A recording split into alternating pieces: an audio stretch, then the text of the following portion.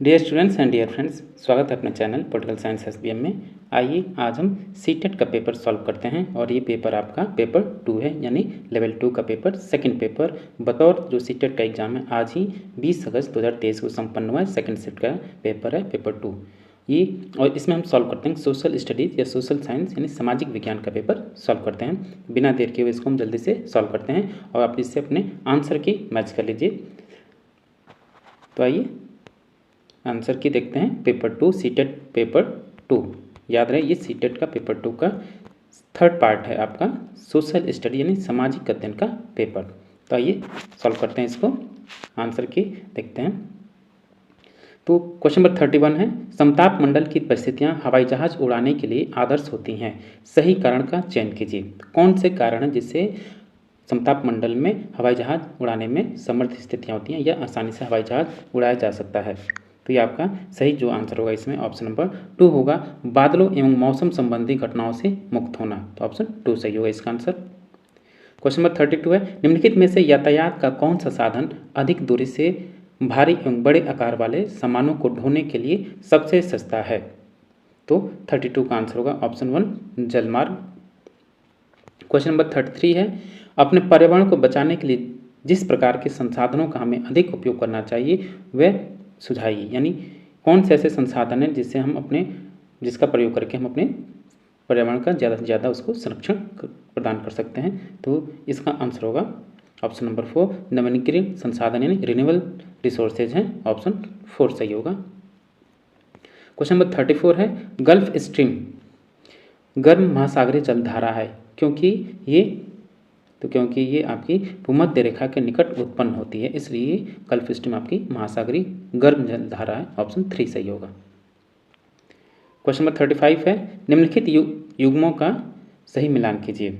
तो इसमें जो सही मिलान है आपका कि ओजोन परत जो है समताप मंडल में है और रेडियो प्रेषण जो है आपका बाह्य मंडल में है और मौसम संबंधी जो घटनाएं होती हैं, देखिए अभी एक प्रश्न आपसे पूछा गया है तो ये क्षोभ मंडल की हैं और पतली वायु जो है बहिर्मंडल में एग्जोस्फीयर में है। तो ऑप्शन नंबर 3 सही होगा इसका। क्वेश्चन नंबर 36 है, निम्नलिखित कथनों में से ऊर्जा संसाधनों पर असत्य कथन का चयन कीजिए। तो ऊर्जा संसाधनों के बारे में कौन से कथन असत्य हैं। तो यह है आपका इसमें से कि ऊर्जा संसाधनों पर सत्य कथन कौन सा है, बायोगैस ग्रीन हाउस प्रभाव का कारण होती है, बिल्कुल गलत है। यानी इसमें जो ऑप्शन 1 है गलत है, तो ऑप्शन 1 सही होगा।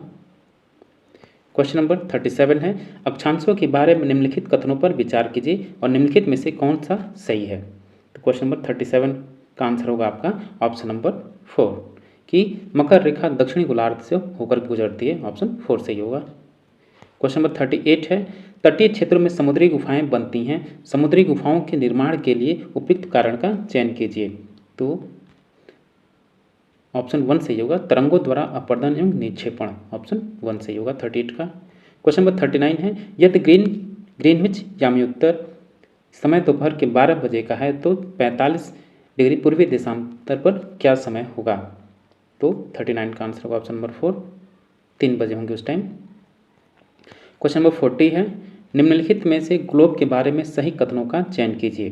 तो ग्लोब के बारे में कौन सा कथन सही है आपका कि ग्लोब पर अक्षांश और देशांतर खींचे गए हैं, ये सही है आपका, ये सही होगा।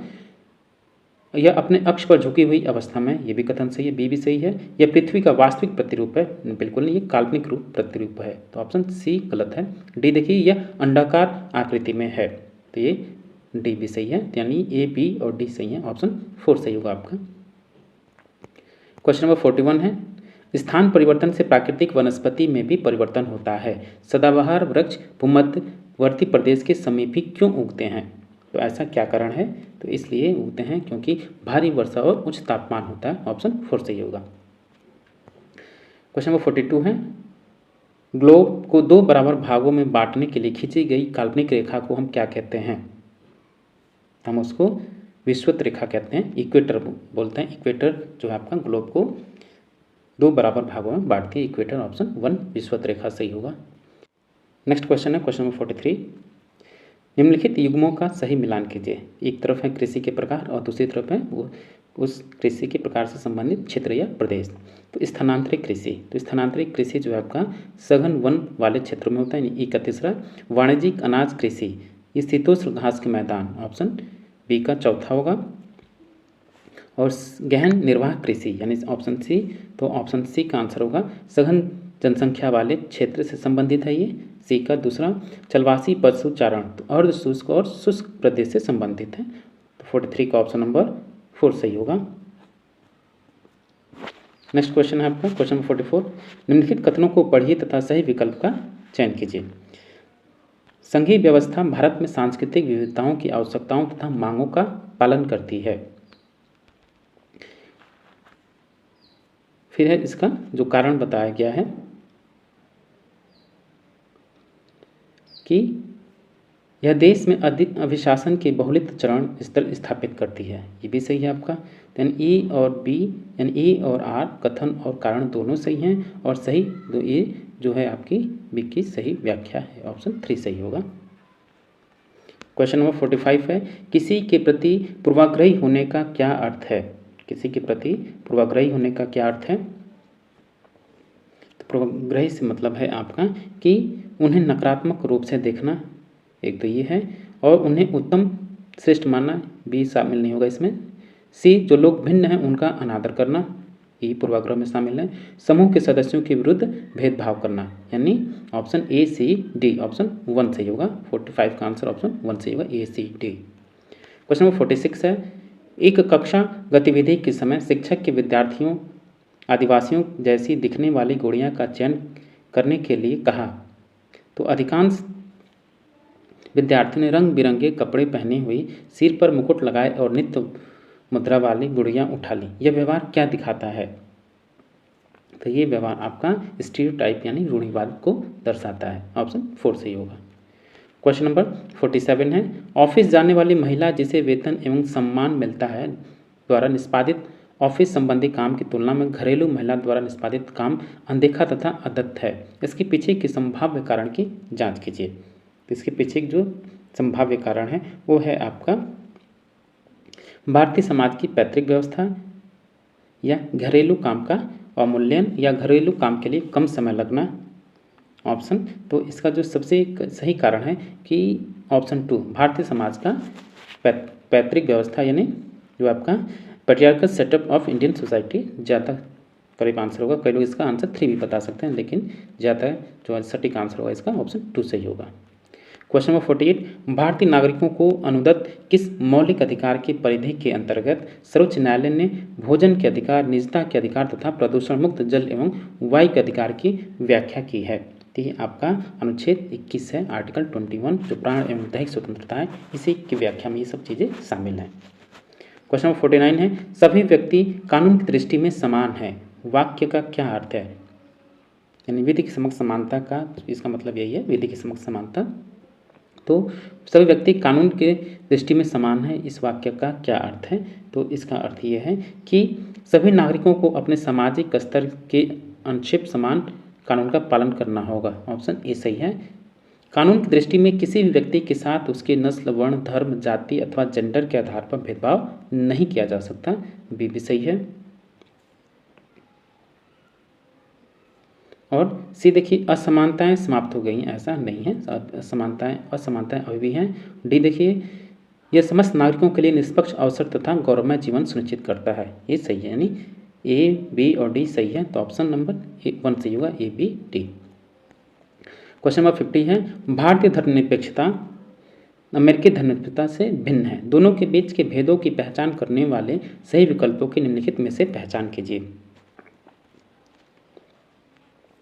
तो क्वेश्चन नंबर 50 का आंसर होगा, एक तो अमेरिका में राज्य और धर्म में कोई भी एक दूसरे के मामले में हस्तक्षेप नहीं कर सकता। इस आधार पर ये भारतीय धर्मनिरपेक्षता और अमेरिकी धर्मनिरपेक्षता में भिन्नता है, एक तो ए। और बी देखिए, भारतीय संविधान अल्पसंख्यकों के अधिकारों की सुरक्षा का प्रावधान है, ये भी है। धर्मनिरपेक्षता दोनों भारतीय धर्मनिरपेक्षता और अमेरिकी धर्मनिरपेक्षता से भिन्न है, इस आधार पर भी। अमेरिका और भारत दोनों ही राज्य के मामलों में और धार्मिक मामलों में स्पष्ट पृथक्करण बनाए रखते हैं, ये गलत है, सी शामिल नहीं होगा इसमें। अमेरिका में भारत के विपरीत राज्य धार्मिक सुधारों की अनुमति दे सकता है, ऐसा वहाँ नहीं है। तो केवल ए और बी सही होंगे, तो ऑप्शन 3 सही होगा। क्वेश्चन नंबर 51 है, निम्नलिखित में से कौन से युग्म सही सुमेलित हैं? तो 51 का आंसर होगा कौन सा? राजमिस्त्री दिहाड़ी मजदूर सही है, और घरेलू कामगार अनियमित मजदूर से संबंधित है। सब्जी विक्रेता और ये स्वरोजगार है से संबंधित है। दुकान में सुपरवाइजर व्यवसायी, सुपरवाइजर व्यवसायी नहीं है, यानी डी गलत है, डी डिसमैच है। तो ए और बी सी सुमेलित हैं, तो ऑप्शन 4 सही होगा। तो डियर स्टूडेंट, एक बार फिर पेपर का जो लेवल है आपका एवरेज है, ज़्यादा न टफ है न चाहे नहीं ज़्यादा ये इजी है। ये सीटेट का पेपर ऐसे ही पूछा जाता है आपसे। जिन लोगों ने टेक्स्ट बुक पढ़ा होगा एनसीईआरटी की 6 to 8 या 12 तक, उनका पेपर अच्छा हुआ होगा। और आगे और आपको एक बार और प्रयास कीजिए ताकि आपका पेपर और बेहतर हो। इसके लिए ज़रूरी है कि आप एनसीईआरटी की टेक्स्ट बुक को लगातार पढ़ते रहिए। जो लोग भी सीटेट की तैयारी कर रहे हैं, वो चाहे प्राइमरी के हों या जूनियर के। क्वेश्चन नंबर 52 है कि ग्रामीण क्षेत्रों से शहरी क्षेत्रों में बढ़ते प्रवासन परिणाम स्वरूप शहरों में औद्योगिक स्थलों के निकट स्लम क्षेत्रों में वृद्धि देखी गई है। इस प्रकार के प्रवासन के क्या कारण हैं? तो इस प्रकार के जो प्रवासन है ऐसा इसलिए है क्योंकि एक तो ग्रामीण कामगार बाजार में विघटन, एक तो ये होगा बी, और सी घटी हुई कृषि की उत्पादकता। ऑप्शन बी और सी सही होंगे, यानी ऑप्शन 3 सही होगा। क्वेश्चन नंबर 53 है, निम्नलिखित में से किन सेवाओं को सार्वजनिक सेवाओं में सम्मिलित किया जा सकता है? जो पब्लिक सर्विसेज हैं, कौन कौन से इसमें शामिल किया जा सकता है? तो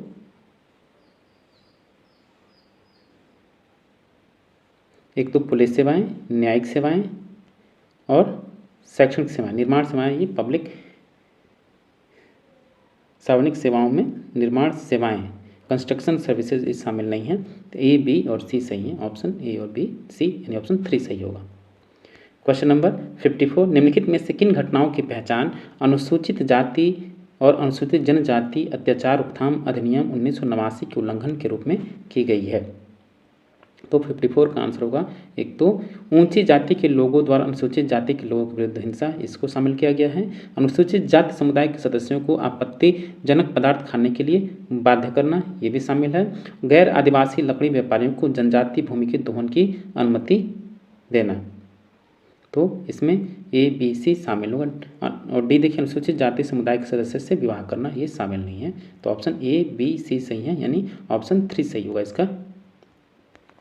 क्वेश्चन नंबर 55 है, निम्नलिखित में से कौन से प्रावधान भारतीय न्यायिक व्यवस्था की स्वतंत्रता सुनिश्चित करते हैं? न्यायाधीशों की नियुक्ति की प्रक्रिया में विधायिका शामिल नहीं होना, ये शामिल है। न्यायाधीशों का निश्चित कार्यकाल, ये भी शामिल है। न्यायाधीशों के आचरण की संसद चर्चा नहीं कर सकती, ये जो तीनों कारण हैं, इसलिए ये भारतीय न्यायिक व्यवस्था की स्वतंत्रता को सुनिश्चित करने में अपनी महत्वपूर्ण भूमिका अदा करते हैं। इसलिए ए, बी, सी सही होगा। और डी जो है, सर्वोच्च न्यायालय के मुख्य न्यायाधीश को शपथ राष्ट्रपति दिलाते हैं, ऐसा भी ये इसमें शामिल नहीं होगा। तो इसका आंसर होगा ए, बी, सी, यानी ऑप्शन नंबर 3। क्वेश्चन नंबर 56 है, मध्याह्न भोजन योजना ने विद्यार्थियों में जातिगत पूर्वाग्रहों को कम करने में सहायता की है तथा सामाजिक न्याय को बढ़ावा दिया है। सही विकल्प के चयन द्वारा कथन को समझाइए। तो 56 का आंसर होगा, इसमें आपके ए भी सही है, बी भी सही है, सी भी सही है और डी भी सही है। तो इसलिए ऑप्शन 2 सही होगा, ए, बी, सी, डी, चारों विकल्प सही है इसमें। क्वेश्चन नंबर 57 है, नीचे दो कथन ए और बी खिलाफत आंदोलन के संदर्भ में हैं,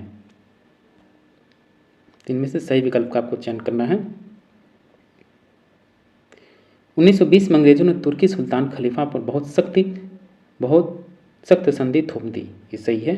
भारतीय मुसलमान चाहते थे कि पुराने ऑटोमन साम्राज्य में स्थित पवित्र मुस्लिम स्थानों पर खलीफा का नियंत्रण नहीं होना चाहिए, बिल्कुल नहीं, खलीफा का नियंत्रण होना चाहिए, इसके लिए वे विरोध कर रहे थे। इसी वजह से वो खिलाफत आंदोलन आरंभ किए। तो ये सही होगा, बी गलत होगा। तो ऑप्शन 1 सही है, ये सही है, परंतु बी गलत है। क्वेश्चन नंबर 58 है, स्वतंत्र भारत के संबंध में निम्नलिखित कथनों पर आप विचार कीजिए। कथन ए है, हमारा संविधान कानून की नज़र में सबको बराबर मानता है, लेकिन असल ज़िंदगी में कुछ भारतीयों औरों के मुकाबले ज़्यादा बराबर हैं। तर्क क्या है इसके पीछे कि ये तो आपका ए सही होगा, कथन ए सही है। और कारण क्या है इसका? आर, भारतीय संविधान में तय किए गए आदर्शों को हम अभी तक साकार नहीं कर पाए हैं। ये भी सही है और सही व्याख्या भी है। तो ए और आर दोनों सही हैं और आर ए का सही कारण है, ऑप्शन 1 सही होगा। क्वेश्चन नंबर 59 है, 1883 में इल्बर्ट बिल के लागू करने का विरोध हुआ था, क्योंकि जो 1883 में जो इल्बर्ट विवाद आया तो उसका क्या कारण था, ये आपसे पूछा जा रहा है। क्या कारण है? एक तो कारण यह है कि अंग्रेजों ने इस बिल का विरोध किया क्योंकि अब भारतीय भी ब्रिटिश तथा यूरोपीय व्यक्तियों पर मुकदमा चला सकते थे। एक ये कारण था विरोध होने का। और बिल ने अंग्रेज और भारतीय न्यायाधीशों के बीच समानता स्थापित करने का प्रयास किया। एक ये दोनों मुख्य कारण थे, इल्बर्ट बिल के विवाद का कारण था ये। तो इस वजह से इल्बर्ट बिल का विवाद हुआ जो कि 1883 में आया था। तो ऑप्शन 4 सही होगा, बी और सी। क्वेश्चन नंबर 60 है, निम्नलिखित में से किसने कुरान की आयतों की पुनर्व्याख्या करके कहा कि महिलाओं को भी शिक्षा का अधिकार मिलना चाहिए? बेहद महत्वपूर्ण क्वेश्चन है ये। तो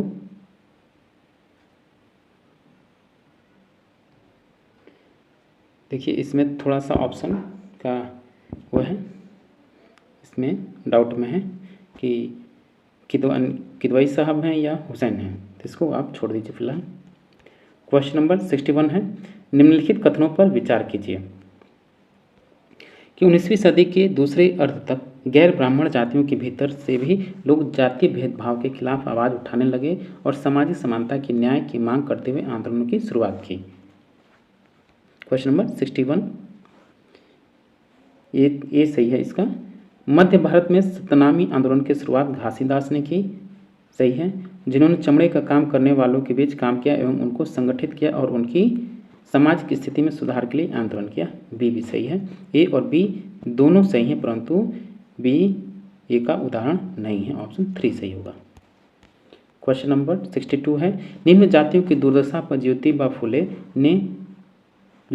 की 1873 में आई किताब समर्पित है। तो जो 1873 में उनकी गुलामगिरी पुस्तक आई वो किसको समर्पित है? तो इसका आंसर होगा ब्रह्म समाज सुधारकों को, ऑप्शन 3 सही होगा। क्वेश्चन नंबर 63, मध्यकाल में जनजाति समूहों के बारे में हमें बहुत कम जानकारी है, क्योंकि ऐसा इसलिए है क्योंकि वे लिखित दस्तावेज नहीं रखते थे, इसलिए उनके बारे में कम जानकारी उपलब्ध है, ऑप्शन 1 सही होगा। क्वेश्चन नंबर 64 है, निम्नलिखित में से कौन सा महाजनपदों के नियमित रूप से कर वसूलने के संदर्भ में सही नहीं है? तो डियर स्टूडेंट इस पर अभी डाउट है, इसको आप छोड़ दीजिए। और क्वेश्चन नंबर 65, 12वीं शताब्दी में प्रयुक्त प्रौद्योगिकी के संबंध में निम्नलिखित में से कौन से कथन सही हैं? मेहराबों का निर्माण अधिरचना के भार को स्थानांतरित करने के लिए किया जाता था।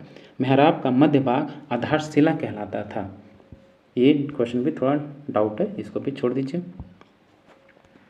क्वेश्चन नंबर 66 है, गलत बताने से बेहतर यह है कि उसको डाउट में छोड़ दिया जाए ताकि आप भी भ्रम में न रहें। तो क्वेश्चन नंबर 66, खुदा की रचना के खाते में उसका ब्यौरा चूंकि मर्दों की सूची में नहीं आता, इसलिए इतनी शानदार खूबियों से भी उसे आखिर हासिल क्या हुआ? यह लेखांश 13वीं शताब्दी में किसके लिए लिखा गया था? तो इस शब्दांश रजिया के लिए लिखा गया था, ऑप्शन 4 सही होगा। क्वेश्चन नंबर 67 है, निम्नलिखित में से कौन से पूरा पाषाण स्थल में चूना पत्थर से बने औजार मिले थे? तो हुंसकी था, ऑप्शन 3। क्वेश्चन नंबर 68 है, निम्नलिखित कथनों को पढ़िए तथा सही विकल्प का चयन कीजिए। तो कथन ए देखिए, जैसे जैसे नील का व्यापार बढ़ा, व्यावसायिक प्रतिनिधि तथा कंपनी के कर्मचारी भी नील उत्पादन में निवेश करने लगे। कथन ए सही है, कारण इसमें होने वाले अधिक लाभ से आकर्षित होकर बहुत से लोग स्कॉटलैंड और इंग्लैंड से भारत आए और बागान मालिक बन गए। ये भी सही है। तो इसका आंसर होगा ए और आर दोनों सही हैं, आर ए की सही व्याख्या है, ऑप्शन 3 सही होगा। क्वेश्चन नंबर 69 है 16वीं और 17वीं शताब्दियों में यूरोपीय बाजारों में भारतीय कपड़ों की मांग में तेजी आने से भारत के बुनकरों में निम्नलिखित परिवर्तन आए। तो क्या क्या परिवर्तन आए कि अधिकाधिक लोगों ने कताई, धुलाई और रंगाई का धंधा अपना लिया, शिल्पकारों के कामकाज में स्वतंत्रता में बढ़ोतरी, डिजाइनों में बहुलता और शिल्पकारों की कलात्मक बढ़ोतरी, एजेंटों से पहले ही पेशगी लेकर काम करने की नई प्रणाली। तो इनमें ऑप्शन थोड़ा सा मैच नहीं हो रहा है, इसलिए इसको डाउट में फिलहाल छोड़ दीजिए। क्वेश्चन नंबर 70 है निम्नलिखित में से कौन से कथन बुद्ध के उपदेशों के संबंध में सही हैं। तो बुद्ध के उपदेशों के संबंध में कौन से कथन सही हैं। एक तो आपका हमारे कष्ट और दुख हमारे पिछले जन्मों के परिणाम हैं, एक ये सही है। हमारे कष्ट और दुख हमारी लालसाओं और इच्छाओं की वजह से हैं, इसमें शामिल नहीं है। एक खुशहाल जीवन के लिए बुद्ध के सभी अनुयायियों को उनके उपदेशों को मानना और पालन करना आवश्यक था, ये सी सही होगा, ए और सी सही होगा, ऑप्शन 4 सही होगा। क्वेश्चन नंबर 71 है निम्नलिखित कथनों को पढ़िए तथा सही विकल्प का चयन कीजिए। कथन देखिए, चित्रकलाएं, मूर्तिकलाएं, प्रागैतिहासिक शिल्पकृतियाँ इत्यादि सामाजिक विज्ञान की नई कई शाखाओं के साक्ष्य या प्रमाण के रूप में निरूपित करते हैं। ये आपका सही है, ऑप्शन 1 सही होगा। ए और आर दोनों सही हैं और आर ए की सही व्याख्या है। क्वेश्चन नंबर 72 है रोजी ने एक महिला का नर्स के रूप में तथा पुरुष का अभियंता के रूप में चित्र बनाया। इसके पीछे का कारण पूछने पर उसने उत्तर दिया, महिलाएं अच्छी नर्स हो सकती हैं क्योंकि वे अधिक धैर्यवान और सौम्य होती हैं, जबकि विज्ञान में तकनीकी दिमाग की आवश्यकता होती है और महिलाएं तकनीकी वस्तुओं का प्रयोग करने में सक्षम नहीं होती हैं। तो रोजी का कथन क्या परावर्तित करता है, यानी रोजी जो बात करी उसे क्या अर्थ निकलता है, वो क्या समझती है। तो वो समझते हैं कि जेंडर रूढ़िवादी धारणा है, ये जेंडर स्टीरियोटाइप का ये उदाहरण है, ऑप्शन 4 सही है। डियर स्टूडेंट, अगर आप एनसीईआरटी की टेक्स्ट बुक पढ़ेंगे तो ये वहीं से सब पूछा गया आपसे। आप लोग एनसीईआरटी की टेक्स्ट बुक पढ़ते नहीं, आप इधर उधर भटकते रहते हैं, ये प्रैक्टिस सेट वो ले लेते हैं, ये यूट्यूब पर देख लेते हैं, ऐसा कुछ नहीं है। बस आप आराम से अगर सीटेट की प्रिपरेशन करना चाहते हैं तो आप आराम से एनसीईआरटी की टेक्स्ट बुक पढ़िए और कुछ नहीं। क्वेश्चन नंबर 73 है कक्षा 6 के कुछ विद्यार्थी प्रश्न करते हैं कि यदि पृथ्वी सपाट नहीं है तो मानचित्र कैसे सब कुछ सपाट दिखाते हैं। इस प्रश्न को संबोधित करने का सर्वश्रेष्ठ मार्ग क्या है। तो 73 का आंसर होगा ऑप्शन नंबर 1 सजीवता के साथ यह दिखाना कि कैसे मानचित्र और ग्लोब हमारी पृथ्वी से मिलते जुलते हैं, ऑप्शन 1 सही होगा। क्वेश्चन नंबर 74 है निम्नलिखित कथनों को पढ़िए और सही विकल्प का चयन कीजिए। कथन ये है समाज विज्ञान की प्रकृति साक्ष्य आधारित अनुभविक और सत्यापनीय है।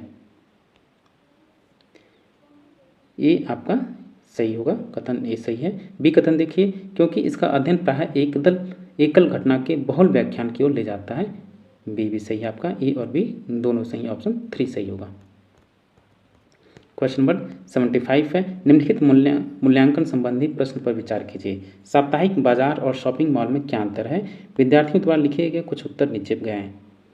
किस उत्तर में विद्यार्थी अपनी तुलना या अंतर कर पाने की क्षमता का प्रदर्शन करने में असफल दिखता है, किसमें। तो इसका आंसर होगा ऑप्शन नंबर 3। साप्ताहिक बाजार वैसे बाजार होते हैं जो सप्ताह के किसी निश्चित दिन लगते हैं, जबकि शॉपिंग मॉल बहुमंजिला इमारतें होती हैं जिनमें भिन्न मंजिलों पर दुकानें होती हैं, ऑप्शन 3 सही होगा इसका आंसर। क्वेश्चन नंबर 76 है निम्नलिखित मूल्यांकन संबंधी प्रश्न पर विचार कीजिए। तो 76 का आंसर होगा ऑप्शन नंबर 1, ऑप्शन 1 सही होगा इसका।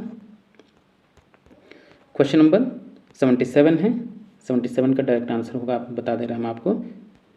77 को डायरेक्ट आंसर ए और बी सही होंगे, ऑप्शन 1 सही होगा। नेक्स्ट क्वेश्चन है क्वेश्चन नंबर 78। तो 78 का आंसर है आपका ऑप्शन नंबर 3, ऑप्शन 3 सही होगा। क्वेश्चन नंबर 79 है एक शिक्षिका अपनी पाठ्य योजना के लिए अपेक्षित अधिगम उद्देश्य इस प्रकार लिखती है। विद्यार्थी साप्ताहिक बाजार की तुलना शॉपिंग कॉम्प्लेक्स के साथ करने में सक्षम होंगे। इस उद्देश्य के लिए विद्यार्थियों को अपना डैश प्रदर्शित करने की आवश्यकता होगी। क्या होगी। तो विश्लेषण प्रदर्शित करने की आवश्यकता होगी, ऑप्शन 2 सही होगा। नेक्स्ट क्वेश्चन है क्वेश्चन नंबर 80। तो 80 का आंसर होगा ऑप्शन नंबर 2, आपके विचार में क्या होता है यदि हमारी राज्य और स्थानीय शासन व्यवस्था नहीं होती और सभी फसलें केंद्र से लिए जाते? ऑप्शन 2 सही होगा। क्वेश्चन नंबर 81, विद्यार्थी के तथ्यात्मक ज्ञान की जांच के लिए किस तरह के प्रश्न पूछे जा सकते हैं? तो उसकी तथ्यात्मक ज्ञान की जांच करने के लिए विद्यार्थियों से आप वर्गीकरण और श्रेणियों का ज्ञान पूछ सकते हैं। ऑप्शन 4 सही होगा इसका। क्वेश्चन नंबर 82, मूल्यांकन संबंधी निम्नलिखित प्रश्न पर विचार कीजिए। एक लोकतांत्रिक देश को संविधान की जरूरत क्यों होती है? क्यों होती है संविधान की जरूरत? तो ऐसा इसलिए है क्योंकि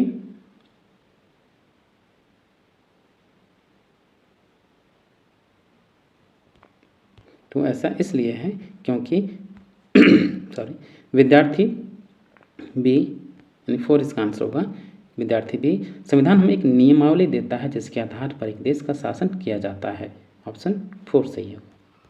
क्वेश्चन नंबर 83 है, तो 83 का आंसर होगा आपका आंसर नंबर 1 कि ए सही है और बी गलत है, उसका कारण आर गलत है। ऑप्शन 1 सही होगा। क्वेश्चन नंबर 84,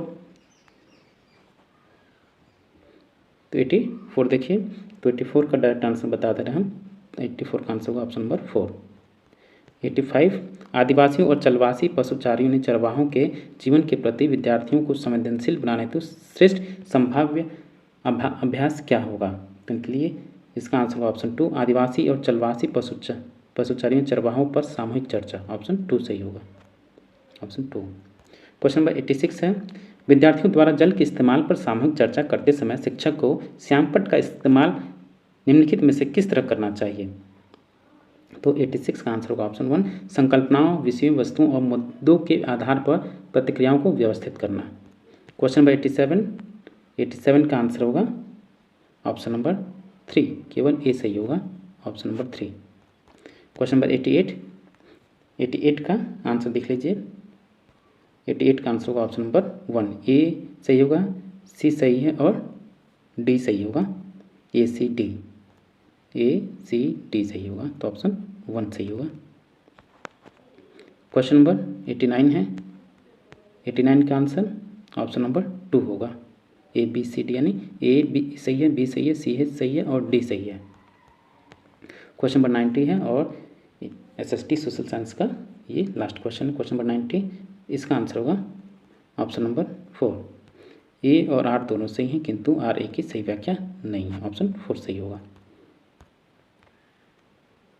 तो डियर स्टूडेंट्स, ये था आपका आज का सीटेट का पेपर 2 सोशल साइंस सामाजिक विज्ञान यानी SST का पेपर हमने सॉल्व किया। इसका आंसर के देखा, आप इसे अपने आंसर चेक कर लीजिए कितने सही हो रहे हैं, कितने गलत हो रहे हैं। और चलते चलते आपसे एक बार रिक्वेस्ट है कि जिन साथियों ने अब तक चैनल को सब्सक्राइब नहीं किया, प्लीज़ आप चैनल को सब्सक्राइब कर लीजिए, साथ ही बेल आइकन को भी प्रेस कीजिए और अपने दोस्तों में अधिक से अधिक शेयर कीजिए। और हाँ, अगर आपको किसी क्वेश्चन में डाउट लगता है तो आप कमेंट बॉक्स में अवश्य कमेंट करें। ऑलरेडी बता दिया गया है किस क्वेश्चन में डाउट है।